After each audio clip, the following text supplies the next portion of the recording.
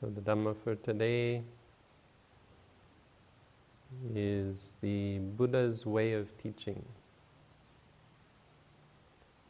So not only are the teachings of the Buddha exceptional, but the way in which the Buddha taught was, of course, also exceptional. And the reason for teaching this is because teaching is very much a part of our lives and our practice as Buddhists. Not because we want to teach, not because we aim to teach, but because our interactions with other people demands it. Buddhism is a religion or a practice of exceptionalism. You become exceptional through the practice of the Buddha's teaching. You leave behind ordinary society, ordinary ways of life, and in order to interact with others, you require, it's not about being higher or better or putting yourself above others. It's about having a certain specificity of your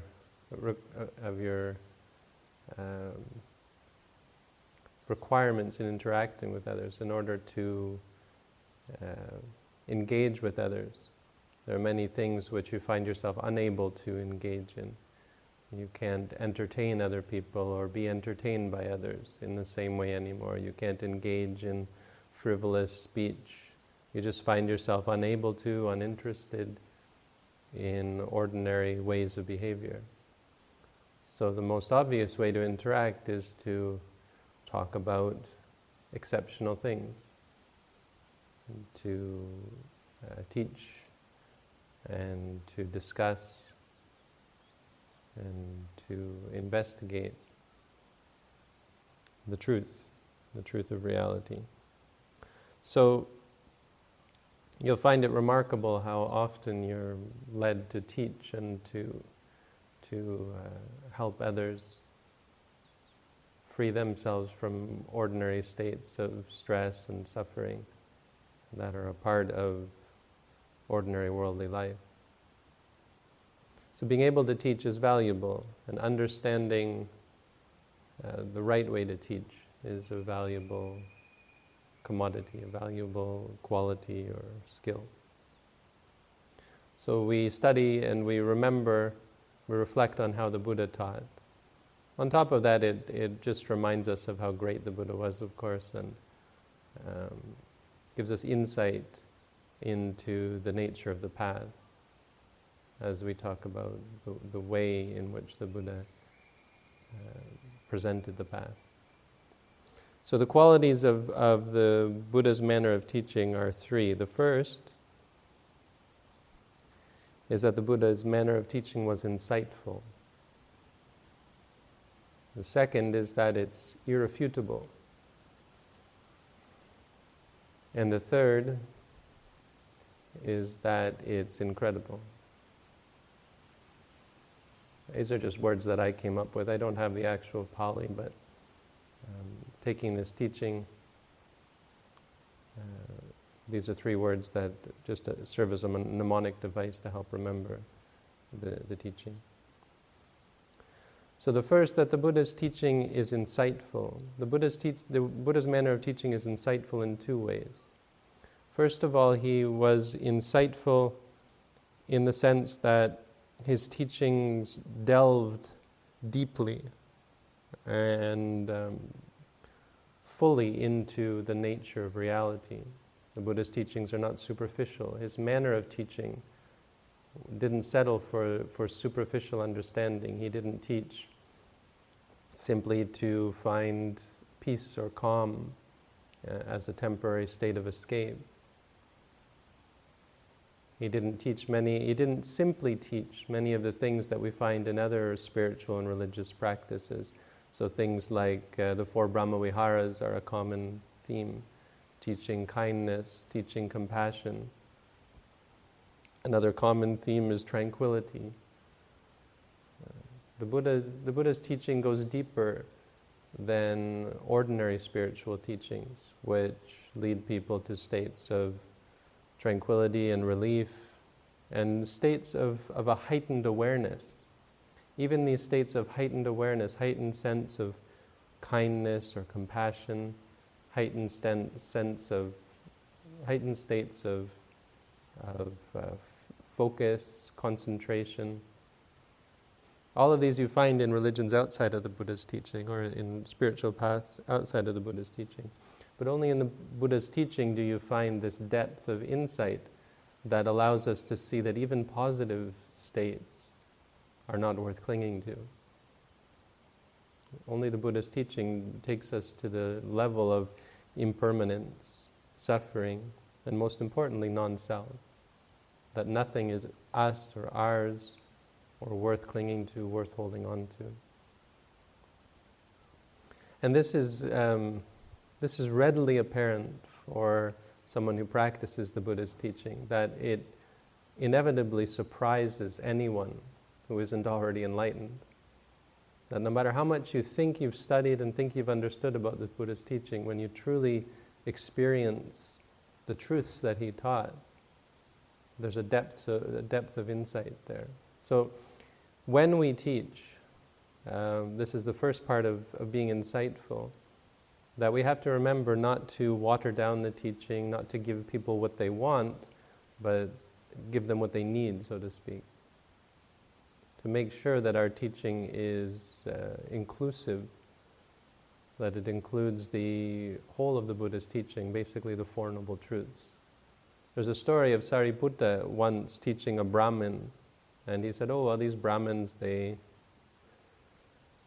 like the Brahma Viharas," and so he taught him the 4 Brahma Viharas. They want to go to Brahma, so he taught him that, and this man was old and was dying, and when he passed away, he went to the Brahma world. And the Buddha said, why didn't you teach him the Four Noble Truths? Or what did you teach him? He said, well, I taught him the 4 Brahma Viharas. And the Buddha said, he's been reborn in the Brahma world. And it was an indirect rebuke or criticism. And from then on, they say the Sariputta was very careful to never teach without including the Four Noble Truths in his teaching. The second part of being insightful is how the Buddha was insightful into the nature of people. So not only did he give comprehensive teachings, but he was able to direct it to the individual listeners. So he did adjust his teaching, not watering it down and giving people less than what would bring them to complete and true freedom from suffering, but taught it in such a way that the audience would be receptive. And this is a real challenge. It's a real challenge in how we interact with people on an ordinary basis anyway.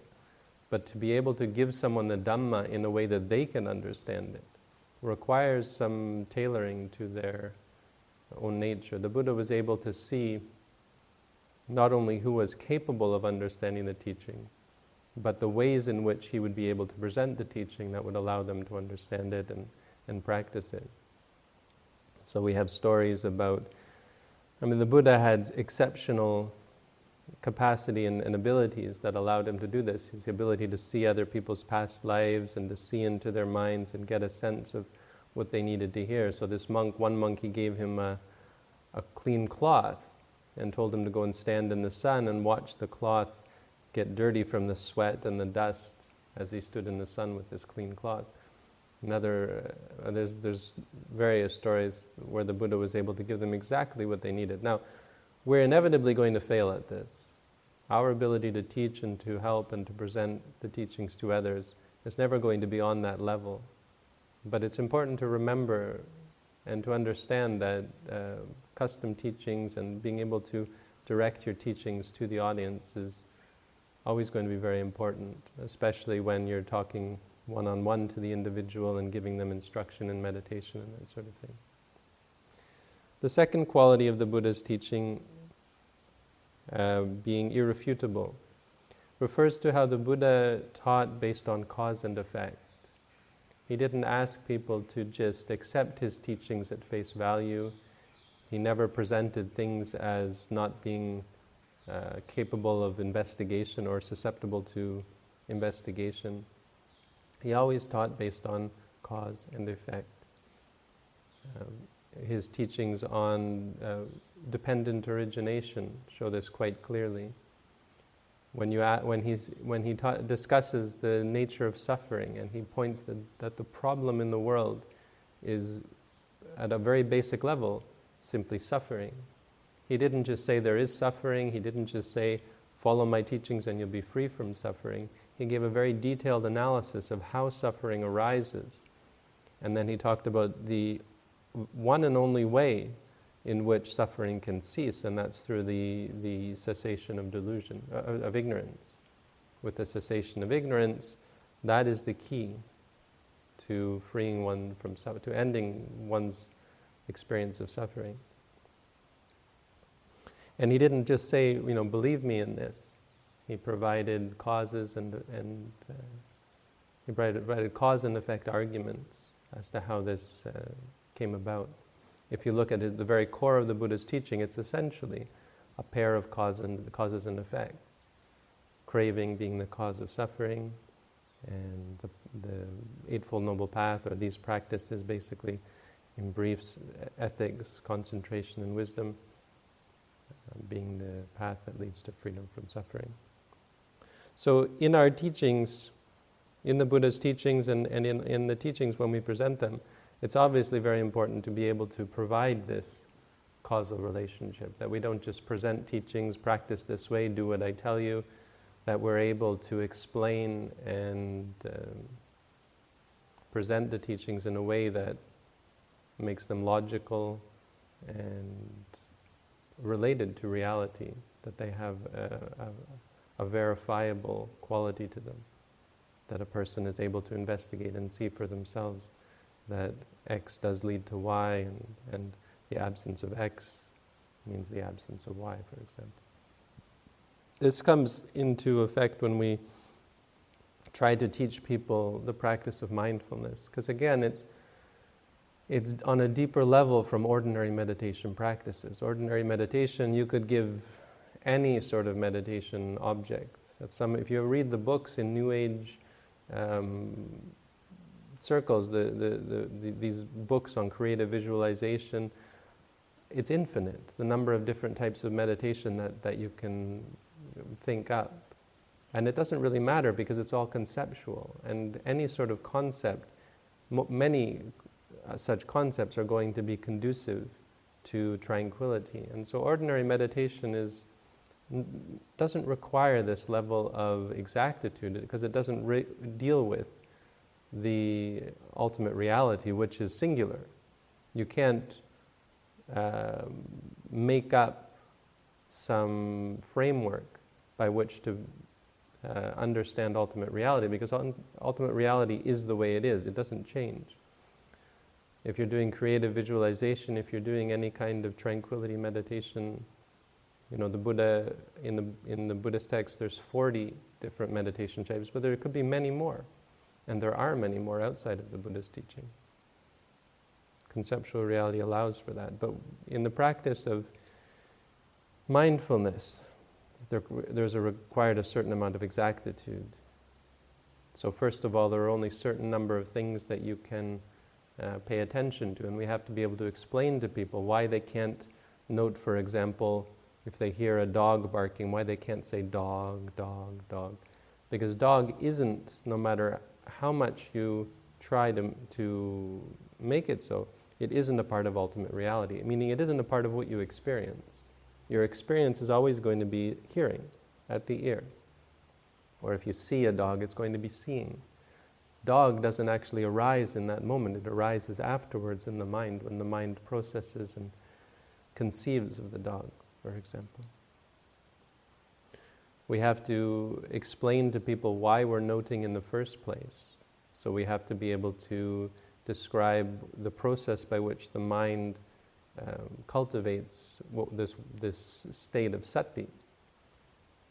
So we have to explain how the mind works when it recognizes something, and then normally it will react and judge and proliferate, make more out of the experience than it actually is, and how we try to redirect that and prevent that by reiterating, reminding ourselves of the actual experience. When hearing, when you repeat to yourself, hearing, we have to be able to explain that as a cause for the effect that we're trying to attain, which is sati, which is the grasping of the object just as it is, without any proliferation, without any extrapolation. Then we have to explain why that is valuable. Why should that be a valuable state? What does that do for us?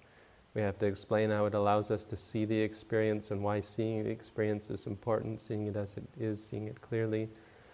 We have to explain that the things that we see are not a problem. It's not wrong that when you do this, you're going to suddenly feel like everything is chaotic, impermanent, unsatisfying, uncontrollable. Because quite often when a meditator begins to see these things, it's quite disagreeable. And they feel like this practice is unbeneficial, it's harmful, because it's leading to the exact things that we never want to see at all.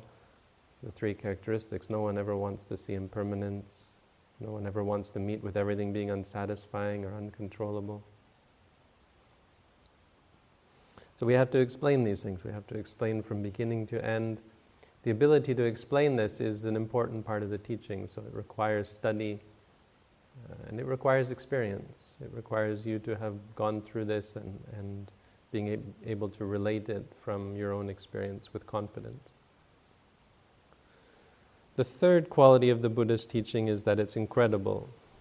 And this refers simply to the remarkable fact that when one practices the Buddha's teaching, when the Buddha teaches someone, they change, they succeed.